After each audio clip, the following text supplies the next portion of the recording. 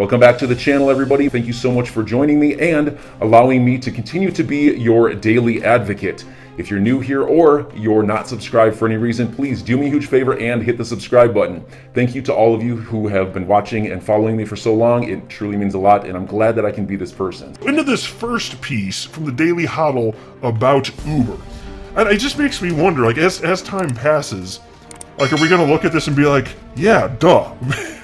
Because, again, like, there are so many problems with the adoption of Bitcoin and certain other cryptocurrencies as a means of payment. In fact, I will argue that XRP is the best cryptocurrency on the planet specifically for payments. No one cryptocurrency does everything. There will not be one coin to rule them all, but I'll tell you, XRP, when it was created, it was just designed to be a better version of Bitcoin, and even David Schwartz has publicly stated, David Schwartz, of course, being Ripple's CTO, co-creator of the XRP ledger, he has publicly stated that even though they didn't know exactly what XRP might be used for if adopted, they had this loose idea that it would be really good for payments because it's blazing fast and transactions are roughly free, even at scale. But anyway, into this piece. The head of the world's leading rideshare company says it's likely they'll accept cryptocurrency as payments down the road. In a new Bloomberg interview, Uber CEO Dara Khosrowshahi nailed it, tells host Emily Chang that two big factors are preventing him from approving digital assets to cover the cost of fares and food delivery. And here's a quote from Uber CEO Dara Khosrowshahi. Nailed it again. And here's the quote. It definitely could happen. We're having conversations all the time. I think right now, what we see with Bitcoin and some of the other cryptos, they are quite valuable as a store of value, but the exchange mechanism is expensive. It's not great for the environment. End quote. So think about this, folks. XRP, incredible for the environment. It's actually been declared carbon neutral. And technically, yes, there's a tiny bit of energy, but it's so close to zero that it's been declared carbon neutral. As far as the fees required to transact XRP, fractions of a penny, the cost is non-existent. There are no scaling issues. On-chain XRP can handle, I'm sure you know at this point, 1,500 transactions per second, and it's basically infinitely scalable because through payment channels you can effectively batch payments so that a bunch of different payments can count as one payment, and you can basically infinitely scale. It's a non-issue. So here's the thing. The technology already exists. Uber's just not adopting it, and so I don't know if they understand this. I don't know. But this is what they're saying is the problem, and what they're describing they want is XRP, you know? Not that I'd expect them, mind you, not that I'd expect them to adopt it when the SEC's making the claims that they're making, but once that's all cleared up, why the hell wouldn't they if they mean what they're saying here? Piece continues. The CEO also says that cheaper and greener crypto transactions could drive Uber to closely consider digital assets for payments. What do you know? Again, this is exactly what XRP is. So here's the quote from the CEO. As the exchange mechanism becomes less expensive, becomes more environmentally friendly, I think you will see Uber lean into crypto a little bit more. We're absolutely watching it. Is Uber going to accept cryptocurrency in the future? Absolutely. At some point. And so they're already saying that the clunky old, legacy cryptos, if you will, like Bitcoin, not really working so well. It's also not green, not going to do it because that would destroy their image, because that's very important given the politics of the day. Whatever you think of that, doesn't matter. The politics of the day say it matters. That indicates it matters. And so corporates are not just going to ignore that. So is XRP going to be used, or is it not going to be used? And it's not even just the green stuff. It's that it's functionally useless as money as things stand today. Maybe Lightning Network somehow fixes this in the future. It's not looking so hot at this point in 2022, but maybe that gets worked out. And if so, fine, great. I'm just telling you from my perch here in February of 2022, I don't know if that's going to happen. But that article also cited that Expedia was the first major company to adopt Bitcoin as a means for payment. So here's an article released. This is actually Expedia's website. June 11th, 2014, Expedia.com now accepts Bitcoin to give travelers more choice and flexibility in hotel payments. Well, that was pretty cool. Of course, almost nobody was using it, so this was Expedia being forward-thinking, I think it's fair to say. But then you fast forward just 4 years and you get this headline from Yahoo. Expedia stops accepting Bitcoin, driving users to alternative travel sites. So yes, the few people that were using Bitcoin at the time anyway, that was a turnoff for them, understandably so. Bitcoin is their god, basically. There's a lot of ideology and tribalism, so of course I can understand how they're a little bit butthurt from that. Why did Expedia stop, though? Well, we don't know for sure. There was an article written by Forbes, which I don't have pulled up for the sake of this video, but it was written almost a whole year later, maybe 9 months later, something like that. And they were just speculating about it, and it's a lot of the reasons that you might guess. And so we don't know how many people were actually paying for things with Bitcoin. Maybe the maintenance to make sure the technology on their end, the implementation work, maybe that wasn't enough if there wasn't enough usage. I don't know for sure. But what about how much it costs, which is a turnoff that will prevent people using it as money? And what about how long a transaction takes? Couldn't that be a turnoff? Like, a Bitcoin is self-defeating in terms of the idea of it being used for payments. Now, it doesn't mean I hate Bitcoin. I'm pro-Bitcoin. I'm long Bitcoin. I've held Bitcoin since November 2017. I'm not hating on it. I'm just acknowledging reality.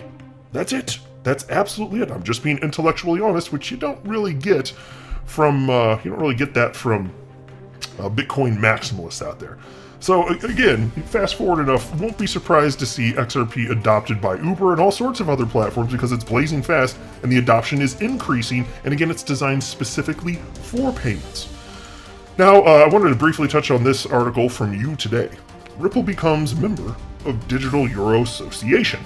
The Digital Euro Association, or DEA for short, a Frankfurt-based think tank focused on various forms of digital money such as central bank digital currencies, private cryptos, and stablecoins, has added Ripple to the list of its supporting partners. The blockchain decacorn will assist in its work on a central bank digital currency pilot.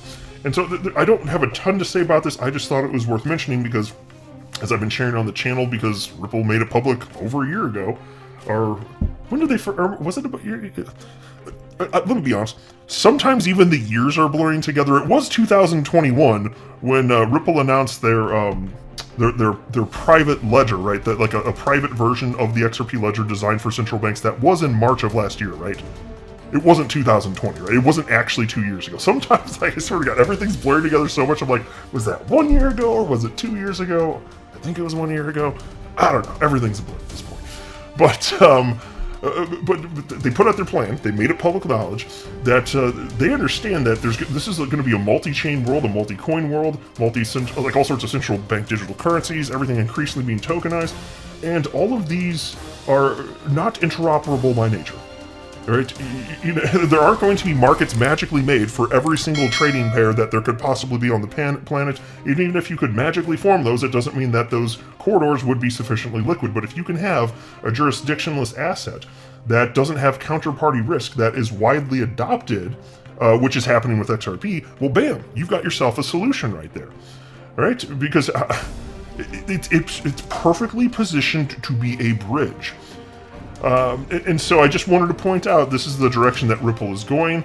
Now they're a new member within this group, and it's all part of the master plan to make sure that as you continue to see central bank digital currencies pop up the world over, that XRP will be the currency that's bridging all of them because they don't interoperate.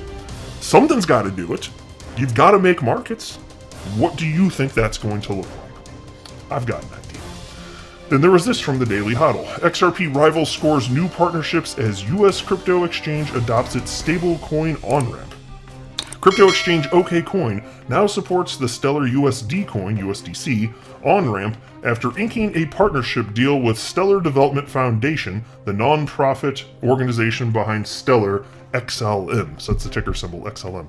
The SDF, Stellar Development Foundation, says that USDC on Stellar enables fast and cheap cross-border financial transactions on the decentralized network focused on cross-currency payments. Folks, a couple of things here. I'm tired of XLM being listed as a direct competitor to XRP. It's no more a competitor than Bitcoin or Ethereum or Solana, or just pick your cryptocurrency, right? They're being positioned, because look, to be clear, they're decentralized cryptocurrencies. They can be used for whatever you want effectively. And I understand that they have different technical attributes, so some would be better suited for smart contracts or for payments. But what I'm saying is, as long as there aren't technical limitations, the developers can build whatever the hell they want on top of the blockchains. That's the idea that I'm getting at here. There's nothing inherent about XLM and XRP that make them competitors. There just isn't. So I'm just tired of seeing this in 2022. These crypto media outlets should get this through their skulls. That doesn't make sense to compare them like that. I also did want to point out that you're talking about further adoption of USDC. USDT obviously keeps getting printed insanely. It's like money printer go burr, that whole meme happening with Tether, not just the United States dollar. That's for damn sure. But again, like I was saying just a minute or two ago, whether it's a stable coin or a central bank digital currency, whatever it is, markets don't magically exist for pairs of all of these new things that are tokenized. And again, there's counterparty risk with a lot of this stuff, with many of these tokens that are being created. So again, if you have XRP as a decentralized cryptocurrency, it just isn't backed by anything, it just has its own open market price, just like gold isn't backed by anything, it just has its own open market price. Well, nobody controls that. No single, at least not a central authority anyway. Well, damn, you've gone a long way to solving the problem of interoperability. You already have right there. Position that, just if it's sufficiently liquid, there are markets around the world, damn, what do you know, you got it. Because why would somebody that normally would use a fiat currency unrelated to the dollar, like say it's the Thai baht, why are you going to hold this stable coin which is pegged to the dollar, the price of the dollar? Why are you going to hold it? Well, you're probably not.